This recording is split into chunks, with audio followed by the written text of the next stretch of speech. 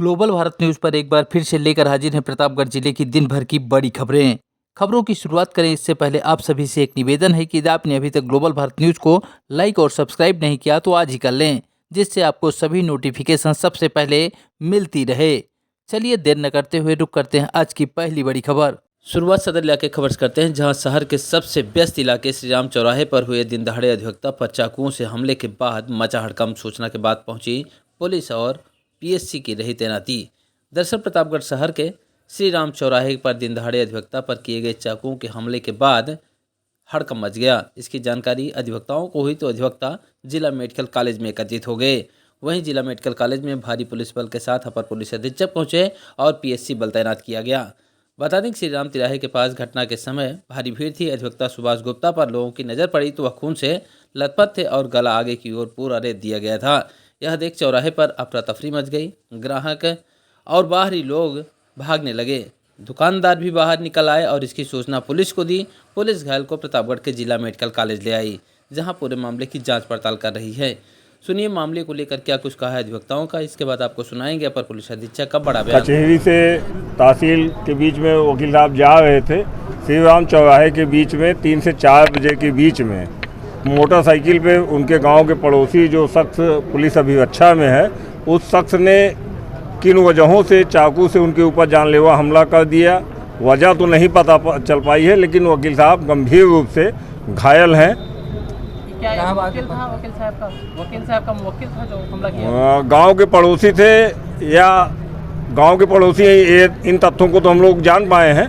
अब उनके मुवक्किल थे या नहीं थे, लेकिन जान पहचान थी। कोई रंजिश वगैरह कुछ पता चल पाया? अभी नहीं पता चल पाया। उनके परिवारजन इलाज में स्वरूपुरानी गए हैं, वो लौट के आके ही बता पाएंगे। और वकील साहब अभी चूँकि बेहोशी की स्थिति में है, कुछ बोलने की स्थिति में नहीं है, तो इसलिए वजह पता नहीं चल पाई है। देखिए, ये एडवोकेट है सुभाष चंद्र गुप्ता जी। ये बिराहिमपुर अंतु के रहने वाले हैं। ये अपने ही गांव के एक व्यक्ति को मोटरसाइकिल पे पीछे बैठा के तहसील की तरफ अभी जा रहे थे और ये जानकारी में आया है कि उसी व्यक्ति ने पीछे से चाकू से उनके गले पे वार कर दिया और उनको तुरंत जो है जिला अस्पताल ले आया गया है, जहाँ पे उनका फर्स्ट एड करके एसआरएन के लिए रेफ़र किया गया है।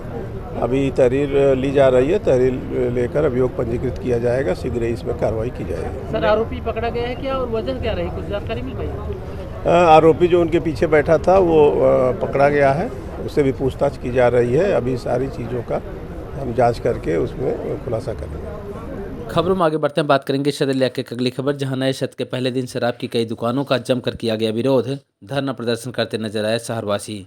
बता दें कि आबकारी विभाग से लाइसेंस जारी होने के बाद नए सत्र में पहले दिन मंगलवार को खुलने वाली कई शराब की दुकानों के स्थान को लेकर लोगों ने विरोध जताया। शहर में स्टेशन मोड़ के पास मॉडल शॉप के सामने लोग टेंट और बैनर लगाकर दिन भर बैठे रहे। ऐसे में मॉडल शॉप पहले दिन नहीं खुल सकी। बता दें कि स्टेशन मोड़ के मॉडल शॉप को लेकर कई दिन से मोहल्ले के लोग विरोध कर रहे थे। इसके लिए लोगों ने हस्ताक्षर अभियान भी चलाया। मंगलवार को मॉडल शॉप के बाहर टेंट लगाकर लोग धरने पर बैठ गए।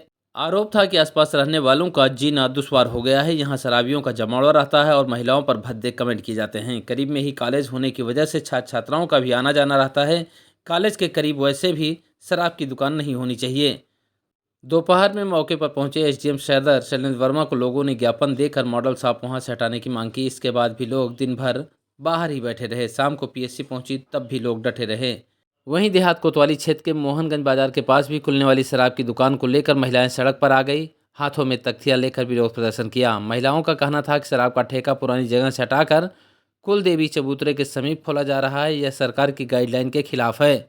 वहीं कन्हई इलाके के मौलानी रूदापुर दूलापुर गांव के लोगों ने भी देसी शराब दुकान खोलने का विरोध जताया। आरोप लगाया कि शराब का ठेका शीतलागंज के नाम से आवंटित किया गया था और उसे बीआरसी केंद्र, प्राथमिक विद्यालय और मंदिर के समीप खोला जा रहा है। खबरों में आगे बढ़ते हैं, बात करेंगे कुंडा इलाके खबर की, जहां बहिला मऊ गांव में बुजुर्ग के घर पर किया जा रहा है दबंगों द्वारा जबरन कब्जा। मामले की पीड़ित द्वारा की गई शिकायत है। दरअसल कुंडा इलाके के बहिला मऊ गांव निवासी महबूब अली ने मंगलवार को सीओ कुंडा को शिकायती पत्र दिया।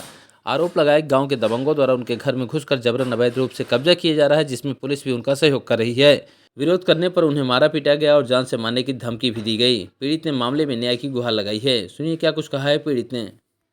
मुजफ्फर अली 4-6 साथियों को लेकर के मेरे घर में आए और उसके बाद घुस गए। सारा सामान रखवाने लगे। चरण दरोगा उनके साथ साथ थे। उन्होंने भी उनका साथ दिया और कहा कि तुम ज़्यादा बोलोगे तो तुमको मारेंगे। सामान रखवा दिया। कहा सर घर इसका है, इसको रहने दो, मुजफ्फर नहीं निकलेगा, इसी घर में रहेगा। और तुमने इसको गोद लिया था, इसको लिख करके तुमने दिया है। हमने कहा हमने कुछ लिख करके नहीं दिया है। ये ज़बरदस्ती के मेरे घर में 4-6 सिपाही और दरोगा जो थे सब गए थे। हम सबको पहचानते नहीं, नाम जानते हैं। ये लोग गुंडई की बुनियाद पर अपने हमारे घर में सारा सामान रखवा दिया। हमारे घर के अंदर तक गए, सब सामान देखा, इत्मीनान से सारा सामान रखवाया, समझे। और मुजफ्फर को मैंने कहा निकल मेरे घर से, तो निकलने के लिए तैयार नहीं, भिड़ गया मुझसे। कहा नहीं निकलेंगे, ये घर मेरा है। वहाँ पुलिस मौजूद थी? हाँ। तो आपने इसकी शिकायत कहाँ की? शिकायत कहाँ की? आप शिकायत कहाँ किए हैं? साइन कहीं नहीं किया। हाँ, साइन नहीं किया कहीं। शिकायत कहाँ किए हैं आप? शिकायत किए हैं थाना में। हाँ, SDM कुंडा के पास शिकायत किए हैं आप? जी हाँ। आपका नाम? महबूब अली। किस गांव का मामला है? बलिया मऊ।